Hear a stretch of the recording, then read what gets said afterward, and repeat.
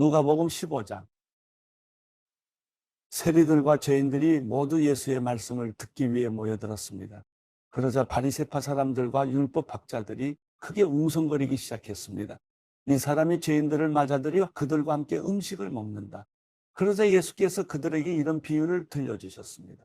너희 중 누가 100마리의 양을 가지고 있었는데 그중 한 마리를 잃어버렸다고 하자. 그러면 99마리의 양을 들판에 두고 그 잃어버린 양 한 마리를 찾을 때까지 찾아다니지 않겠느냐? 그리고 양을 찾게 되면 기뻐하며 양을 얻게 헤매고 집에 와서 친구들과 이웃을 불러 모아 나와 함께 기뻐해 주십시오. 잃어버린 내 양을 찾았습니다라고 할 것이다. 내가 너희에게 말한다.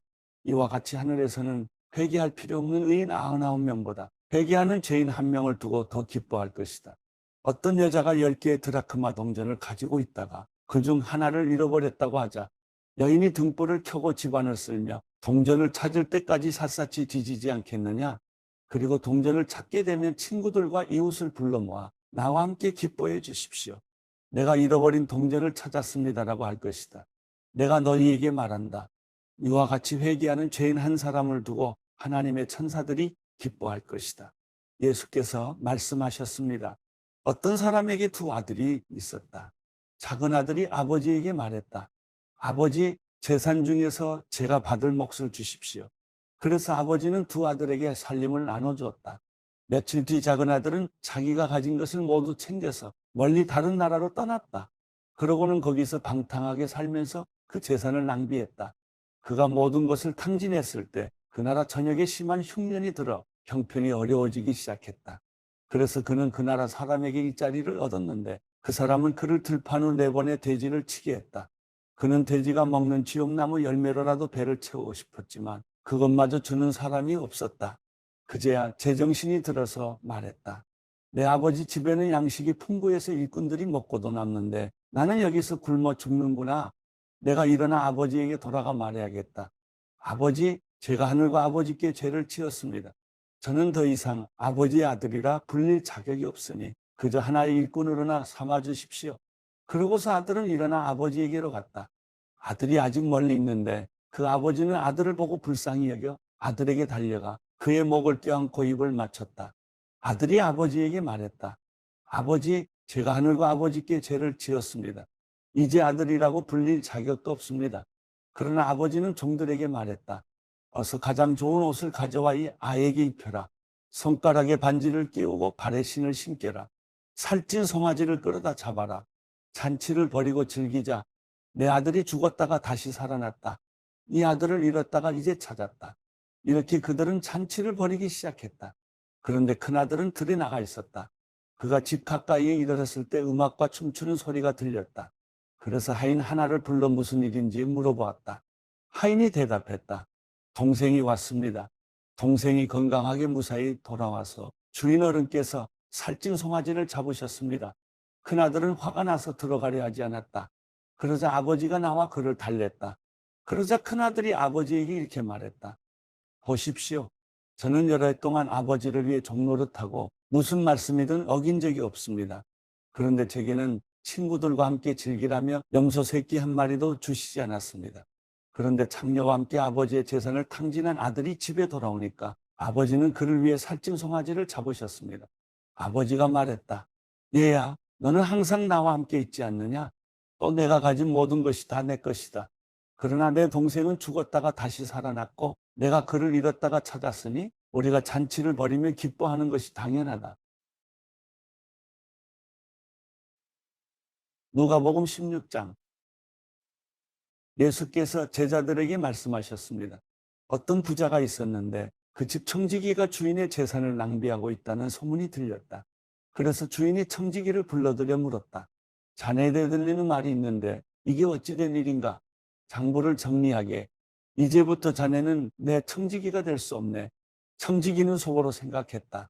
주인이 내게서 일자리를 빼앗으려 하는데 내가 무엇 할 수 있을까? 땅을 파자니 힘에 부치고 빌어먹자니 창피하구나. 내가 무엇 할 수 있는지 알겠다. 내가 청지기 자리를 잃을 때 사람들이 나를 자기 집으로 맞아들이도록 해야겠다. 그래서 그는 자기 주인에게 빚진 사람들을 하나씩 불러들였다. 그가 첫 번째 사람에게 물었다. 당신이 우리 주인에게 진 빚이 얼마요? 그 사람은 올리브 기름 100바트스를 꽂습니다라고 대답했다. 청지기가 말했다. 당신의 빚 증서요. 어서 앉아서 50바트스라 적으시오. 그러고 나서 청지기는 다른 사람에게 물었다.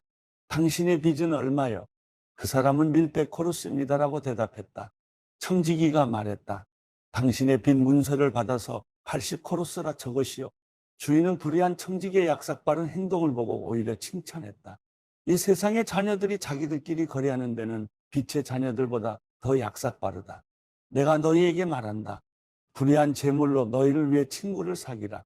그래서 재물이 다 없어질 때 그들이 너희를 영원한 장막으로 환영하게 하라. 누구든지 적은 일에 충성하는 사람은 많은 일에도 충성할 것이요. 누구든지 적은 일에 불의한 사람은 많은 일에도 불의할 것이다. 그러니 불의한 재물을 다루는데 충실하지 못했다면 누가 참된 재물을 너희에게 맡기겠느냐? 또 너희가 남의 재산을 다루는데 충실하지 못했다면 누가 너희에게 너희 몫의 재산을 주겠느냐? 한 종이 두 주인을 섬기지 못한다. 이 주인은 미워하고 저 주인을 사랑하든가 저 주인에게 헌신하고 이 주인은 무시하든가 할 것이다. 너희가 하나님과 재물을 동시에 섬길 수 없다. 돈을 좋아하는 바리새파 사람들이 이 모든 것을 듣고 예수를 비웃었습니다. 예수께서 그들에게 말씀하셨습니다. 너희가 사람의 눈앞에서 스스로 의롭다고 하지만 하나님은 너희 마음을 다 아신다. 사람들 중에 높임을 받는 것은 하나님 앞에 미움을 받는 것이다. 율법과 예언자들의 시대는 요한의 때까지다. 그 후부터는 하나님 나라의 복음이 전파되며 모든 사람이 그 나라 안으로 침략해 들어가고 있다. 하늘과 땅이 사라지는 것이 율법에서 한 획이 떨어져 나가는 것보다 쉽다. 누구든지 남자가 자기 아내와 이혼하고 다른 여자와 결혼하면 간음하는 것이다. 그리고 이혼한 여자와 결혼하는 남자도 간음하는 것이다. 어떤 부자가 있었는데 그는 항상 자색옷과 고운 베옷을 입고 날마다 즐기며 사치스럽게 살았다. 그 집대문 앞에는 나사로라는 거지가 상처투성이 몸으로 있었다. 그는 부자의 상에서 떨어지는 부스러기로 배를 채우려고 했다. 그런데 심지어는 개들마저 와서 그 상처를 핥았다. 나중에 그 거지가 죽자 천사들이 그를 아브라함의 품으로 데려갔다. 그 부자도 죽어서 땅에 묻혔다. 부자는 지옥에서 고통을 당하고 있었는데 고개를 들어보니 저 멀리 아브라함과 그의 품에 있는 나사로가 보였다. 그가 아브라함에게 외쳤다. 조상 아브라함이여, 저를 불쌍히 여겨주십시오. 나사로를 보내 그 손가락 끝에 물 한 방울 찍어서 제 혀를 시원하게 해주십시오. 제가 지금 이 불 속에서 고통을 당하고 있습니다. 그러자 아브라함이 대답했다. 얘야, 내가 살아있을 때를 기억해 보아라. 내가 온갖 좋은 것을 다 받는 동안 나사로는 온갖 나쁜 것만 다 겪었다. 그러나 지금은 그가 여기서 위로를 받고 너는 고통을 받는다. 이뿐 아니라 너희와 우리 사이에는 커다란 틈이 있어. 여기서 너희 쪽으로 건너가고 싶어도 갈 수가 없고 거기서도 우리 쪽으로 건너올 수가 없다. 부자가 대답했다. 그렇다면 제발 부탁입니다. 나사로를 저희 아버지 집으로 보내주십시오. 제게 다섯 형제가 있으니 그들이 이 고통스러운 곳으로 오지 않도록 나사로가 가서 경고하게 해주십시오. 아브라함이 대답했다. 그들에게는 모세와 예언자들이 있으니 그들의 말을 들으면 될 것이다. 부자가 말했다. 아닙니다. 조상 아브라함이여, 누군가 죽었던 사람이 가야만 그들이 회개할 것입니다. 아브라함이 그에게 말했다. 그들이 모세와 예언자들의 말을 듣지 않는다면 비록 죽은 사람들 가운데 누가 살아난다 해도 그들은 믿지 않을 것이다.